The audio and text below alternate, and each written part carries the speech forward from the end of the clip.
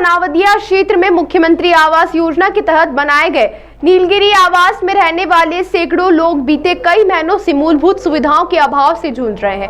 पानी, सड़क, ड्रेनेज और सुरक्षा जैसी आवश्यक व्यवस्थाएं ठीक से नहीं मिल पाने के कारण रहवासियों रोजमर्रा की परेशानियों का सामना करना पड़ रहा है। इन्हीं समस्याओं को लेकर मंगलवार को बड़ी संख्या में महिलाएं कलेक्टर कार्यालय की जनसुनवाई में पहुंची और अपनी शिकायतें दर्ज कराईं। महिलाओं ने बताया कि आवास योजना में रहने के बावजूद उन्हें बुनियादी सुविधाएं नहीं मिल पा रही हैं, जिससे बच्चों और बुजुर्गों की भी परेशानी बढ़ गई। जनसुनवाई के दौरान कलेक्टर शिव वर्मा ने प्रतिनिधिमंडल की बात ध्यान से सुनी और सकारात्मक आश्वासन दिया। उन्होंने कहा कि नीलगिरी आवास क्षेत्र की समस्याओं का जल्द सर्वे कर आवश्यक विभागों को दिशा निर्देश दिए जाएंगे। प्रधानमंत्री आवास योजना के नीलगिरी परिसर से जो रहवासी थे वो आए थे, पिछली बार भी आए थे और इसमें उनके कुछ मेंटेनेंस की समस्याएं थी और कुछ काम ठेकेदार ने पूरा नहीं किया था। उसको लेकर उनके विषय थे।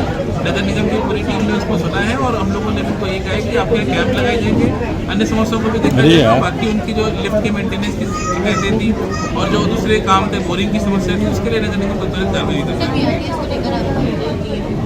तो आप देखिए एड्रेस को लेकर जो माननीय न्यायालय ने जो आदेश दिए हैं, हम लोग उसके हिसाब से काम कर रहे हैं और जो भी समय सीमा तय की गई है उस समय सीमा में काम करके करेंगे, जिससे हमारा जो शहर का यातायात है बेहतर हो सके। राव विधानसभा के ग्राम पंचायत सनावदिया के नीलगिरी परिसर प्रधानमंत्री आवास योजना में जो मकान लोगों को दिए गए निजी और जिनसे 10 लाख, 7 लाख, 12 लाख, 14 लाख रुपए भरवाए गए और उन्होंने 18% की किस्तों पे मकान लिए, आज वहाँ उनके मौलिक अधिकारों का निरंतर शोषण हो रहा है। इस कदर से शोषण हो रहा है कि ना तो वहाँ पानी की पीने की व्यवस्था, 8-8 दिन तक नर्मदा का पानी नहीं आता है, लोगों को गाँव में जाकर पानी लेके आना पड़ता है, ये समस्या है। वहाँ पर लिफ्टें 2-2 साल से बंद पड़ी है, 8वें फ्लोर तक आदमी को पैदल चढ़ना पड़ता है। कई वहाँ पर प्रेग्नेंट महिलाएं हैं जिनको गंभीर समस्या आती है कि वो पानी लेके कैसे ऊपर जाए, क्योंकि सब वर्किंग वाले हैं और मध्यम वर्गीय परिवार के लोग आते हैं और मध्यम वर्गीय परिवार को आप भी जानते हैं क्योंकि उनकी जिंदगी किस्तों में हो गई। उनको रात दिन मान के चलो जो चीजें उन्होंने मकान लिया उसकी किस्त भरनी है, बच्चों की किस्तें भरनी है, पढ़ाई की किस्तें भरनी, तो अनेक प्रकार से वो व्यस्त रहते रहे।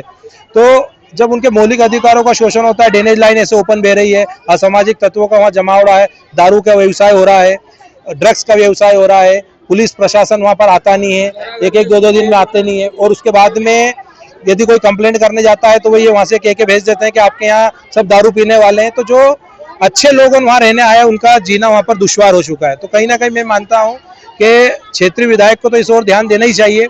अपने क्षेत्र की जनता से जिस दिन माननीय विधायक जी जाएंगे तो उनको ये एहसास होगा कि हमारे क्षेत्र की जनता कितनी परेशान है। प्रधानमंत्री आवास योजना की जितनी भी बिल्डिंग है राव विधानसभा में, वहाँ के टोटल लोग परेशान है। मेरे को एक ऐसा व्यक्ति विशेष नहीं मिला पूरी राव विधानसभा में, वो ये कहते हैं कि माननीय विधायक जी ने हमारा काम पूरी ताकत से करा। हाँ, विधायक जी 130 रुपए का काम करते हैं, 100 का नरियल, 30 की गेती बताइए कहाँ चलानी। और ऐसी अनेक गेतियां उन्होंने कई रोडों के लिए चलाई है, नर्मदा लाइनों के लिए चलाई है, सीवरेज के लिए चलाई है, मंदिरों के लिए चलाई है।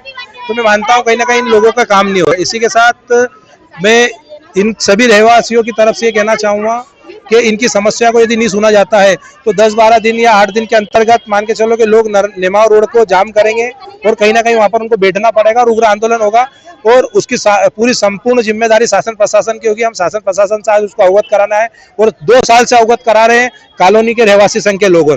बाकी शासन बिल्कुल बहरा, लंगड़ा, लूला हो चुका, उसको सुनने की क्षमता खत्म हो चुकी है, इसलिए आज उनको जगाने आए हैं। तो फिर मान के चलिए कि जिस तरीके से किसानों आंदोलन करते हैं तो मध्यम परिवार के लोगों भी जिस दिन रोडों पर उतरना चालू हो गए तो जो सत्ता पे बैठे हुए लोग उनकी सत्ता है कि कुर्सियां हिल जाएगी। इसी के साथ धन्यवाद, जय हिंद। अभिषेक जाट, किसान पुत्र, राव विधानसभा। हम नगर निगम परिसर के सभी रहवासी हैं। हमें प्रधानमंत्री आवास में मकान दिए गए, हमसे पूरा पैसा लिया गया, हमें प्राइवेट दिए गए, शिवालिक, नीलगिरी और पलाश जैसे दिखाकर हमें ये मकान दिए गए थे। हमने 18% लोन पे मकान लिए हैं ये वाले। हमें कोई वोट दे, हमने इनको वोट दिया और इन्होंने हमें मकान दिया, वो नहीं हुआ है हमारे साथ। उसके बाद भी हमारे साथ नगर निगम ने फ्रॉड किया है।